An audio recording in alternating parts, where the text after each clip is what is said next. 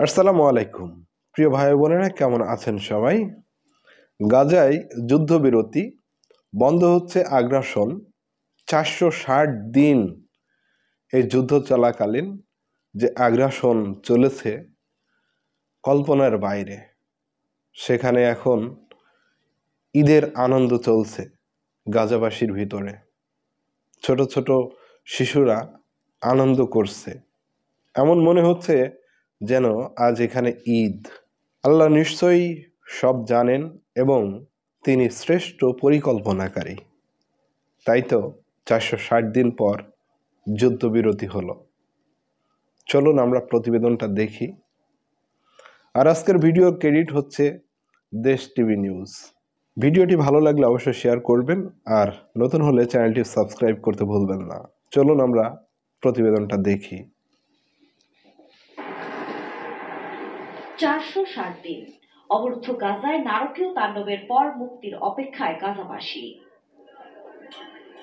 15 মাসের বেশি সময় ধরে চলা আগ্রাসনের পর অবশেষে যুদ্ধবিরতিতে সম্মত হয়েছে ইসরায়েল ও হামাস। আগামী রোববার এই যুদ্ধবিরতি কার্যকর হবে। বুধবার এক সংবাদ সম্মেলনে এ তথ্য নিশ্চিত করেছেন কাতারের প্রধানমন্ত্রী শেখ মোহাম্মদ বিন আব্দুল রহমান বিন জসিম আল থানি। চুক্তি বাস্তবায়নের পদক্ষেপ নিয়ে ইসরায়েল ও হামাসের সঙ্গে যোগাযোগ অব্যাহত রয়েছে বলেও জানান তিনি। দীর্ঘদিনের এই রক্তক্ষয়ী যুদ্ধের পর চুক্তি নিয়ে সফলতার মুখ দেখে আমরা খুশি। ঈশ্বরকে ধন্যবাদ যে আমরা আজ এই অবস্থায় পৌঁছেছি। আমরা আশা করি এটি হবে যুদ্ধদিনের শেষ পৃষ্ঠা। এই যুদ্ধবিরতির বিষয়টি নিশ্চিত করেছেন মার্কিন প্রেসিডেন্ট জো বাইডেনও। এই চুক্তি গাজায় যুদ্ধ বন্ধ করবে, ফিলিস্তিনের বেসামরিক নাগরিকদের জন্য জরুরি মানবিক সহায়তা বৃদ্ধি করবে এবং 15 মাসেরও বেশি সময় ধরে বন্দী থাকার পর জিম্মিদের সঙ্গে তাদের পরিবারের পুনর্মিলন ঘটাবে। হামাস ও ইসরায়েলের যুদ্ধবিরতির চুক্তিতে সম্মত হওয়ার পর ফোন করে ট্রাম্পকে ধন্যবাদ জানান নেতানিয়াহু। গণমাধ্যমের বরাতে জানা যায়, প্রাথমিকভাবে 6 সপ্তাহের জন্য যুদ্ধবিরতি হবে।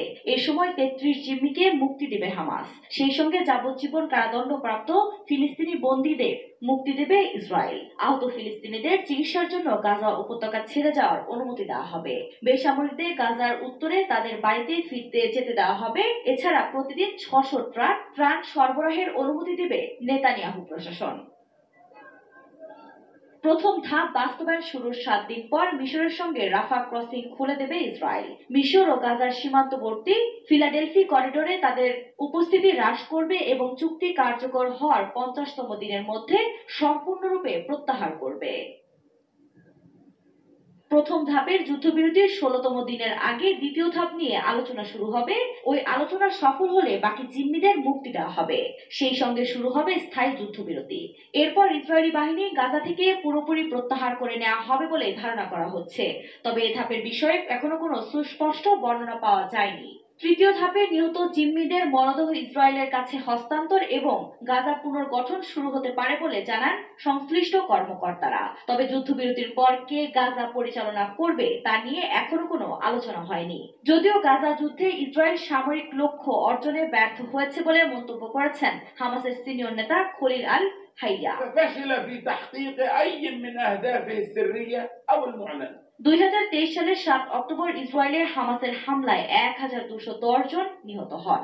ইসরায়েল থেকে জিম্মি করা হয় 241 জনকে। এরপর থেকে নির্বিচারে গাজায় আগ্রাসন চালাচ্ছে ইসরায়েল। সংঘাতের এই 15 মাসের মধ্যে শুরুর দিকে একবার 7 দিনের যুদ্ধবিরতি হয়েছিল। এরপর কয়েক দফা যুদ্ধ বন্ধের লক্ষ্যে আলোচনা হলেও তা আলোর মুখ দেখেনি। 20 জানুয়ারি ডোনাল্ড ট্রাম্প যুক্তরাষ্ট্রের গদিতে বসার আগে এই যুদ্ধবিরতি কার্যকর হচ্ছে। আফরিন মৌ, নিউজ ডেস্ক, দেশ টিভি। প্রিয় ভাই ও বোনেরা, আপনারা প্রতিবেদনটা দেখলেন। আমরাও চাই যে গাজায় যুদ্ধবিরতি একেবারে হয়ে যাক, কারণ একটা দেশে যখন যুদ্ধ লাগে তখন ক্ষতি ছাড়া ভালো দিক সেখানে পাওয়া যায় না, শুধুই ক্ষতি, দুই দেশেরই ক্ষতি। তো আমরা চাই স্থায়ীভাবে সেখানে যুদ্ধ বন্ধ হোক এবং আলোচনার মাধ্যমে কে গাজা পরিচালনা করবে সেটা সিদ্ধান্ত নেওয়া হোক। ভিডিওটি শেয়ার করবেন ভালো লাগলে, আর নতুন হলে চ্যানেলটি সাবস্ক্রাইব করবেন। সবাই ভালো থাকবেন। আসসালামু আলাইকুম।